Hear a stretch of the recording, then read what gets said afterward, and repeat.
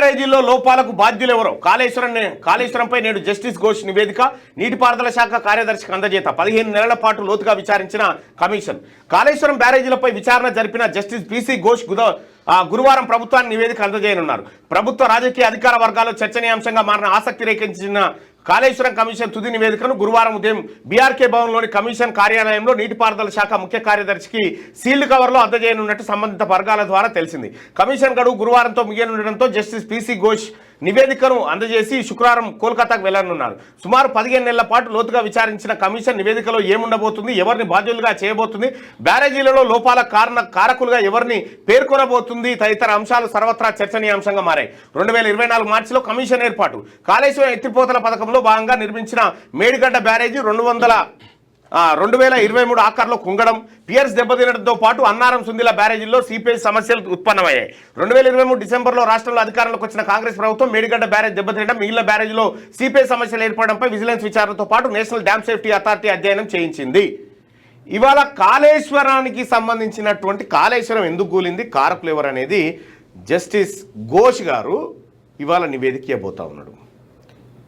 గతంలో కాంగ్రెస్ పార్టీ ఈ నివేదిక అంటే ముందే దోషులు ఎవరో చెప్పేశారు. కేసీఆర్, కేటీఆర్, హరీష్ రావు, కవిత వీళ్ళందరూ దోషులని చెప్పేశారు. గతంలో బీజేపీ కూడా ఏకంగా ఏటీఎంగా మారింది వాళ్ళకని చెప్పారు. మరి ఇందులో కేసీఆర్ పేరు ఉంటుందా, లేకపోతే ఆ రాళ్ళు పాడగానే ఇసుక సిమెంట్ మంచిది కాక దశకిందని చెప్పి ఆయన పంచభూతాల మీద ఇష్టి పెడతారా చూడాలి. ఇవాళ ఇందులో సూచనను బట్టి ఇప్పుడు నెక్స్ట్ ఏంది, మరి కమిషన్ నివేదిక ఇచ్చిన తర్వాత నెక్స్ట్ ఏంది అని అంటే దీన్ని క్యాబినెట్లో పెట్టి క్యాబినెట్లో నిర్ణయం తీసుకొని బాధ్యుల పైన క్రిమినల్ కేసులు నమోదు చేసేటువంటి అవకాశం ఉంటుంది.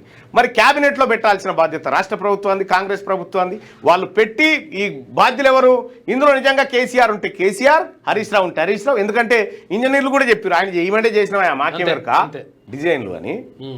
సో కాబట్టి ఇందులో ఖచ్చితంగా కేసీఆర్ A1, హరీష్ రావు A2 ఉంటాడు, కేటీ రామారావు కూడా ఉంటే ఎట్లాగో ఇక ఈమె కూడా ఉంటుంది, హరీష్ రావు భారీ నీటిపారుదల శాఖ వీళ్ళందరూ ఉంటారు.